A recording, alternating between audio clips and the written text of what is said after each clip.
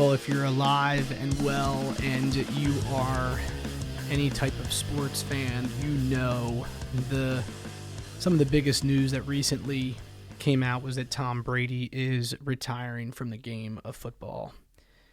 Now, I'm a Steelers fan, and I was not a fan of Tom Brady for many, many years, but there's no question. Love him or hate him, he is the greatest quarterback to ever play professional football. I mean, he's simply the best.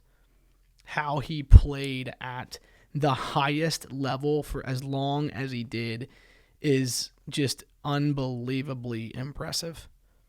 There's a recent documentary series that was put out by ESPN Plus on his career. It's called A Man in the Arena. And the series kind of gives the viewer a really in-depth look into Brady's past and present life. And one thing is very clear, there's a cost. There's a cost. This is the lesson I took away from it, is there's a cost to be the best. There is an absolute sacrifice that a man needs to make to be fully committed to a cause, a purpose, a passion, a job, whatever it might be. Let me just say that one more time.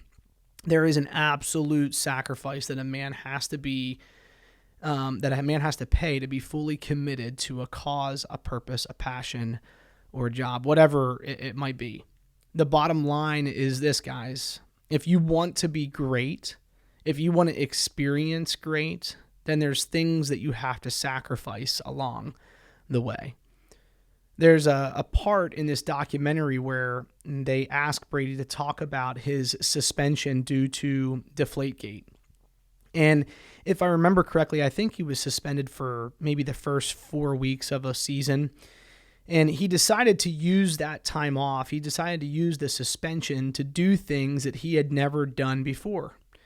It's things that maybe you and I take for granted, but for him, it was going and spending time with his family. So he took his entire family, his sisters, their husbands, his nephews, nieces, his parents. They all spent time out at Pebble Beach.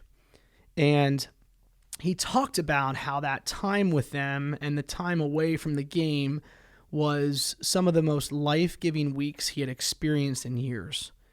He talked about how refreshed he was to be away from the game and to be with those he loved and to kind of be out of the limelight and out of the kind of the front line of the media. And personally, hearing him talk about this, it made me realize the price that Brady had to pay to be the best. I mean, the man was laser focused for so many years on winning. He was laser focused on performing at a high level. He was always learning. He was always improving, and this was his focus. And so the cost, the price that he had to pay was things that probably you and I take for granted. Relationships with our family, right? Time with our family, vacations with our family, relaxing, right? Having some privacy. Like, he never had any of this. And I think about he talks about how his body paid a price to be the best. I mean, as his career went on, he realized if I want to continue to be the best, I'm going to have to do things differently. And so he began to work smarter in order to keep his body in check. You see, Brady wasn't dumb. He counted the cost. And it was a cost that he was willing to pay because he wanted to be the best. That was his focus. He wanted to win Super Bowls. He wanted to be on the Pro Bowl teams. He wanted to be in the Hall of Fame. And he knew that if he wanted to be the best, then it was going to take a different approach to the game, even a different approach to life.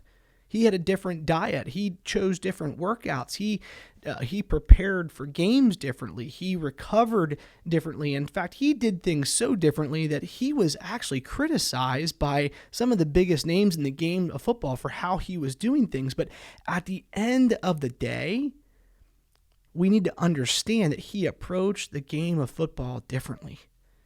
And it's an unbelievable story. It's this unbelievable Cinderella story because the man wasn't even really talked about when he was drafted. In the eyes of most, he was really a nobody. But that nobody went on to be the greatest.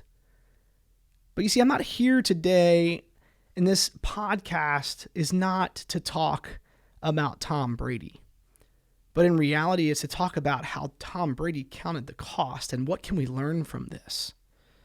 You see, there's a lot of men that aspire to do something, to be something great. I mean, like Brady, we all have dreams, right? We all have aspirations. And like anything else in life, if we want to be great and we want to accomplish our dreams and our aspirations, you see, there's a price to pay. There's a cost to being great. And many of us, maybe we're thinking in the context of accomplishments in our careers, or maybe kind of the role we play in our community. But you see, do we really think about being great in our faith? Do we think about being the greatest Christ follower we can be? I mean, shouldn't this really be our top priority? If we claim to know and believe in Jesus Christ, I mean, shouldn't this be our top priority, to be the greatest? Shouldn't we want to be the greatest man of God that we can be? And I think we have to ask ourselves this question, like, do we as men, do we understand the price, the cost of following Jesus? The cost of being a disciple? My guess is probably not, because many of us, particularly in America, we don't really know what it's like to live and pursue an uncomfortable faith. We've got things pretty easily here in this country.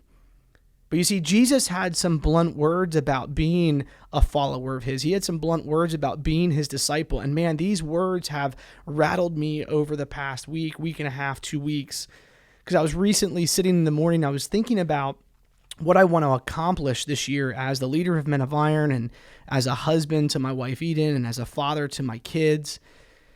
You know, and as I was processing these things, I was kind of praying in the morning, I felt just God say to me, the Holy Spirit kind of nudge me and say, hey, you always want to be the best. I've wired you that way. But why don't you give me your best?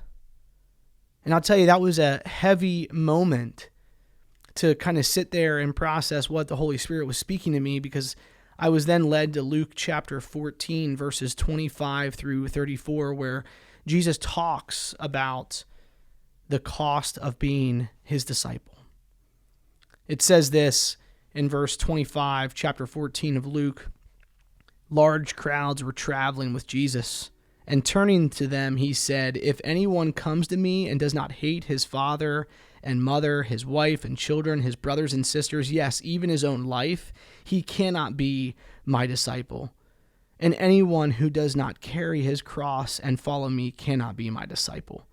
And he goes on to say in verse 28, suppose one of you wants to build a tower. Will he not first sit down and estimate the cost to see if he has enough money to complete it? For if he lays the foundation and is not able to finish it, everyone who sees it will ridicule him, saying, this fellow began to build and was not able to finish. In verse 31, or suppose a king is about to go to war against another king. Will he not first sit down and consider whether he is able with 10,000 men to oppose the one coming against him with 20,000? If he is not able, he will send a delegation while the other is still a long way off, and will ask for terms of peace. In the same way, any of you who does not give up everything he has cannot be my disciple. Guys, is Jesus really saying that he wants us to hate our families and hate those in our lives to follow him? No. But you see, Jesus does not want blind, naive commitment that expects only blessings. And so as a builder estimates cost, or a king evaluates military strength, so we too, as men, we must consider what Jesus expects of us before we fully commit our lives to him. You see, the priorities that Jesus is saying is, number one, it's me, and number two, it's me. Man, I don't know about you, but as I think about Tom Brady and I think about his career and being the best, you see, he counted the cost. He knew there were things in his life that he was going to have to sacrifice in order to be the best. And my challenge to all of us is to think about being the best followers of Jesus, the best men of God that we can possibly be. And you see, to be the best followers of Jesus, to be the best men of God, there's a price to pay. That means we put the world to the side. We put all the things that we want, the things that we dream of, the things that we want to pursue, the things that we want to accomplish in this world, whether it's the money we're making, whether it's the titles we're having, whether it's the businesses that we're building. You see, in reality, all of that is second, third, fourth, because at the top, it must be pursuing Jesus. You see, men that pursue Jesus with everything they've got, God calls them to do things differently than most men in this world. And it's men that have that true, authentic faith that are able to pursue the things that God calls us to do. There's somebody listening to this that God's asking you to leave a promising career to pursue ministry full time. There's somebody on this podcast is listening, and the easy thing to do right now, what the world's telling you to do, is to leave that spouse. But you see, just like anything else in this world, when we do those things, it might look appealing up front, but the bottom line is we know how it will end. It will leave us empty and depleted. But you see, pursuing Christ with everything we've got, sure, we might miss out on what the world has to offer, but you see, all that's going to be burned up in the end. You see, the Bible talks about eternity and how there's gifts and rewards to those of us who pursue him with all we've got. I love how my one buddy, Dan Zecker, talks about, hey man, salvation gets us into the stadium. We all get to see the game of eternity at the end. But you see, there's different seats for those of us that pursue Christ wholeheartedly. And yeah, there's a price to pay. And are we thinking about that, guys? Are we thinking about the true cost of being a follower of Jesus Christ? And the cost is comfort. The cost is comfort, guys. And I can tell you, we need men who are comfortable being uncomfortable.